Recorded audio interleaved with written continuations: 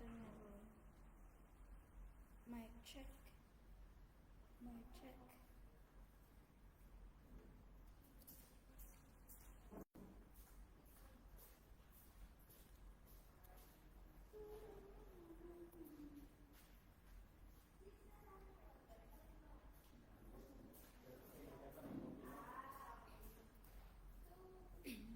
So everyone, welcome to Accentrics FD Live seminar this afternoon.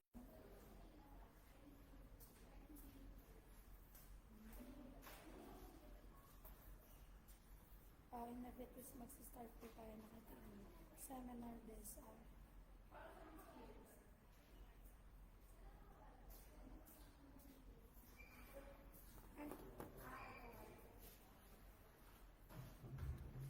So study, live, and migrate to Australia.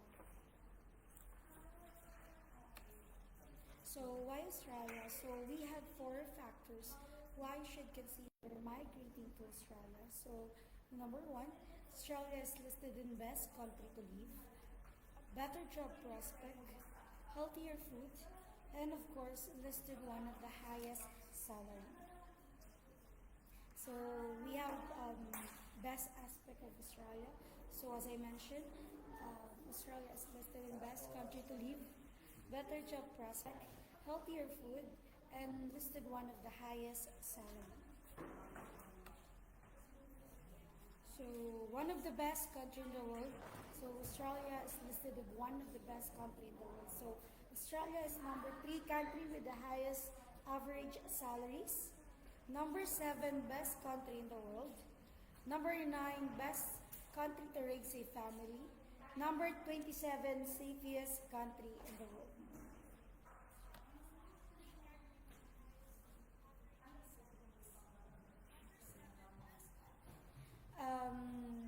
Navigating the top paying IT careers in Australia for 2024. So we have data science, cybersecurity, cloud computing, software engineering, AI and machine learning. So some of the highest paid data science jobs in 2024. So machine learning engineer, data scientist, data engineer, computer vision engineer, natural language processing or NLP engineer. Ito po yung annual income nila sa Australia. So, ayan yung mga some of the highest paid data science jobs in 2024. Ito po is once you are given a full-time working permit na after your student visa. So, ayan, for cybersecurity, we have Chief Information Security Officer, Security Architect, Penetration Tester, Security Engineer, Security Consultant. So, ayan din po kanila annual income. And same for cloud computing job, andyan din po kanilang annual income. So for software engineering jobs in 2024, ayan din po kanilang annual income. So as I said earlier, once you are given a full-time working permit, you can apply for a job in your profession. So how to find a job or how to find and apply for a job. So we have www.seek.com.au that can help us to find a job na hindi po hassle. So as long as you are fit to a student visa holder sa work na yon, you can apply for that position. So once you find the work, you can apply to www.linkedin.com. So you can apply to that website or link,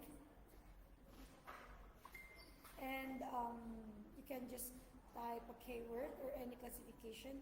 So ito yung city or region like Parramatta. So lalabas dito kung ano yung mga fit na work as a student visa. So same, www.linkedin.com. You can apply to that link. So as a legit check, you can apply or search it on your own na kahit nasa bahay po kayo. Pwede po kayo mag-apply or mag-search or mag-legit check sa inyong bahay kung totoo po ba yung seek.com at yung www.linkedin.com. So, ayan po yung gagawin natin. So, paano po tayo maganap maghanap ng trabaho. So for schools locations in Australia, we have Sydney, Perth, Melbourne, and Parramatta. So we have four major cities in Australia. So we have Sydney, Perth, Melbourne, and Parramatta. So which is the most affordable school in CBD with one of the highest early rates. So ayan, yung as of now, yung pinaka-famous or maraming student na nag-granted sa amin is in Parramatta. Because we have affiliated or we have affordable affiliated school sa Parramatta. At the same time, may matataas na early rate. So, benefits of an Australian student visa. So, study at any university in Australia, travel in and out of Australia as necessary, work part-time during your course of study for up to 20 hours every week. So the visa permits students to work in Australia once they graduated. That's the first step towards obtaining an official job in Australia and applying for an extended stay.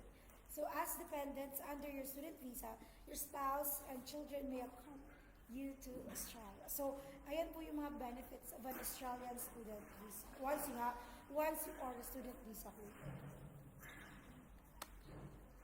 So, 5 part-time jobs for international student visa in Australia. So, we have 5 part-time jobs. So, you can apply as a barista, bartender, server, hotel job, fruit picking. So, ayan yung mga pwede nyong applyan as a student visa holder.